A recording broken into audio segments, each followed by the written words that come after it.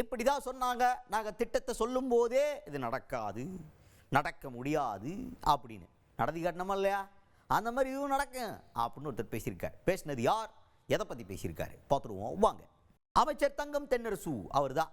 அவர்கிட்ட என்ன கேட்டாங்கன்னா, தமிழ்நாடு பாஜக தலைவர் நயினார் நாகேந்திரன் அவர்கள் இப்போ விடுபட்ட மகளிருக்கெல்லாம் 1000 ரூபாய் கொடுக்கப்படும் இப்போ இருக்கிற குறைஞ்ச காலத்தில் அப்படின்னு சொல்லிட்டு எல்லாம் வந்து தமிழ்நாடு அரசு தரப்புலேருந்து அறிவிச்சிருக்கிறாங்க. இது கண் துடைப்பு தான், அதெல்லாம் கொடுக்க மாட்டாங்க. இப்போ இது எலெக்ஷன் ஓட்டி இந்த மாதிரிலாம் சொன்னால் எப்படி நடக்கும் அப்படின்ற மாதிரி ஒரு கருத்து சொல்லியிருக்காருன்னு கேள்வி கேட்டதுக்கு தங்கம் தென்னரசு அவர்கள் என்ன சொல்லியிருக்காருன்னா, மகளிருக்கு உரிமை தொகை 1000 ரூபாய் கொடுக்கப்படும் அப்படின்னு திட்டத்தை ஆரம்பத்தில் நாங்கள் ஆட்சிக்கு வந்ததுக்கப்புறம் சொன்னப்பவே இதெல்லாம் ஒரு திட்டமாக எப்படி இது பாசிபிள்னு சொன்னாங்க. ஆனால் பாராளுமன்ற எலெக்ஷனுக்கு முன்னாடி நாங்கள் கொடுக்க ஆரம்பிச்சிட்டோம். அதுபோக தகுதி பெற்ற மகளிருக்கு மட்டும் கொடுக்குறோன்னு சொல்லி சில பேர் அதில் விடுபட்டாங்க. அப்படி விடுபட்டவங்களுக்கு மறுபடியும் நாங்கள் கொடுக்குறோம் அந்த நவம்பர் மாதத்துலேருந்து, அதுக்குள்ளே ஃபைனலைஸ் பண்ணிடலாம் அப்படின்னு சொல்லி ஆரம்பித்து இப்போ போயிட்டுருக்கு அதுக்கான கணக்கெடுப்புலாம். இந்த மாதிரி கணக்கெடுத்து நாங்கள் அதை பண்ணுவோம், ஆக மொத்தத்தில் பண்ண மாட்டோம்னு சொல்ல நாங்கள் எல்லாத்தையும் பண்ணி கட்டிட்டு தான் இருக்கோம். அதனால் இதையும் நாங்கள் பண்ணிடுவோம் சீரும் சிறப்புமாக அப்படின்னு பேசியிருக்காரு தங்கம் தென்னரசு அவர்கள். அதுதான் சொல்ல வேண்டும் என்றால், அவர் அம்மி குழவை எடுத்து அடிவயிற்றில் இடித்து கொண்டிருக்கிறார் திரு நயினார் நாகேந்திரன் அவர்கள்.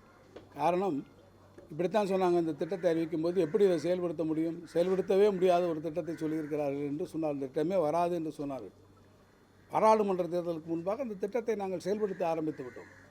பாராளுமன்ற தேர்தலுக்கு முன்னாடி செயல்படுத்த உடனே எல்லாருக்கும் கொடுக்கவில்லை என்று சொன்னார்கள். தகுதி வாய்ந்தவர்களுக்கு கொடுத்து கொண்டிருக்கிறோம்.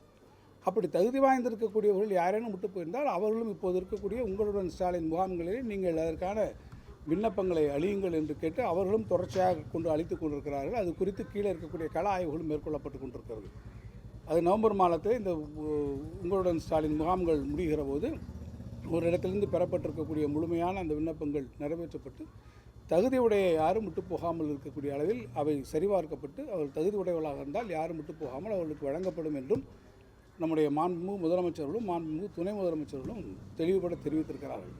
இத்தனைக்கும் பிறகு இது கிடைக்காது என்று சொல்வது என்பது நயினார் நாகேந்திரனுக்கு எப்படியாவது மக்களுக்கு இந்த நல்ல திட்டங்கள் போய் கிடைத்து விடுவதை அவர் தடுத்து விடலாம் என்கின்ற அவருடைய சொந்த நப்பாசையினால் அவர் கூறுகிறார் என்று நான் கருதுகிறேன்.